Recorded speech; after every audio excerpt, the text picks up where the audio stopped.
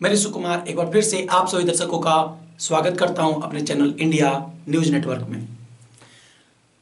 एक बार फिर से बीजेपी और टीएमसी के बीच वाक युद्ध छिड़ चुका है और इस बार जो दो लोग आमने सामने हैं वो एक तरफ टीएमसी की एमपी महुआ मोइत्रा हैं और दूसरी तरफ हैं बीजेपी के फायर ब्रांड और जिसे कहते हैं बोलने के लिए मशहूर जाना जाता है उनको, और वो है गिरिराज सिंह।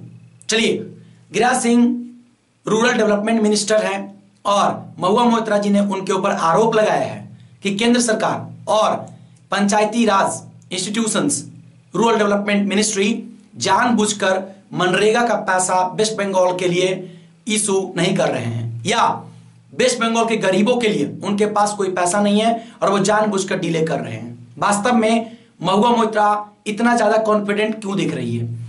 मैंने आपको बताया था और फिर मैं याद दिला दूं आपको, 4 दिसंबर को महुआ मोइत्रा के खिलाफ एथिक्स कमेटी की रिपोर्ट पार्लियामेंट में टेबल करना था या उसको सामने रखना था, लेकिन किसी कारणवश या यूं कहें बीजेपी ने वो रिपोर्ट सामने रखने से अभी फिलहाल टाल दिया है और इसीलिए महुआ मोइत्रा जी काफी कॉन्फिडेंट हैं और जानबूझकर आक्रामक हो गई है बीजेपी के खिलाफ। वहीं 3 राज्यों में बहुत भारी प्रचंड बहुमत से सरकार बनाने के बाद गिरिराज सिंह कहां पिछले रहने वाले थे।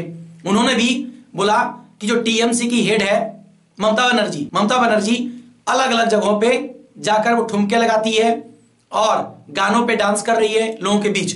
उनको कोई परवाह नहीं है कि वेस्ट बंगाल की जनता किस हाल में है।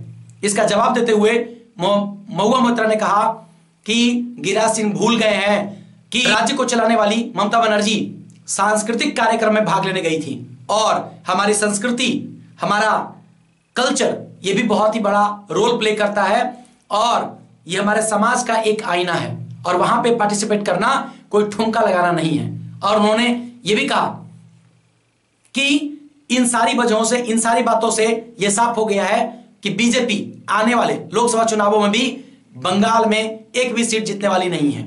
आप देखें कि क्या महुआ मोइत्रा जी ने कुछ कहा है बीजेपी को लेकर, गिरिराज सिंह को लेकर। एक बार इस वीडियो में देखें।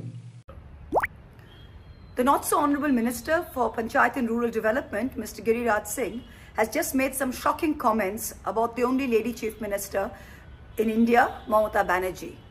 वो जश्न मना रही है, वो ठुमके लगा रही है, ये उचित नहीं है। Mr. Singh, can I just tell you, the reason we manao Jashan in Bengal is because we don't have to put up with the likes of you, with the misogyny and the patriarchy that is practiced by you and the BJP every single day. You are telling Mamata Banerjee what is uchit.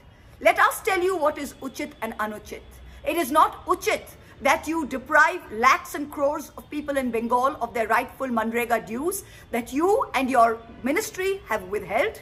It is not uchit that you withhold crores of Awas Yojana money that rightfully belongs to the poor of Bengal. It is not uchit that you deprive hard-earned money and wage earners of their livelihood for years and months shamelessly. And you have the nerve to tell us what is uchit and what is not. The reason we manao Jashan in Bengal is because we don't have to put up with the likes of you. It's because we've kept the BJP at bay. We live a life we love. We enjoy our culture, our film, our entertainment. That is something you and the BJP will never understand. And that is why you will never win Bengal. All right? Thank you. अभी आपने देखा किस तरीके से महुआ मोइत्रा जी आक्रामक हो गई हैं बीजेपी को लेकर और साथ ही साथ अब आपको सुनाते हैं कि गिरिराज सिंह ने क्या कमेंट किया था टीएमसी की प्रमुख ममता बनर्जी पर।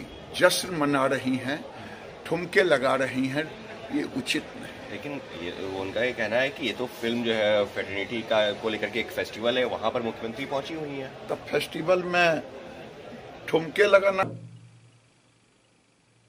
तो आपने दोनों नेताओं को सुना है।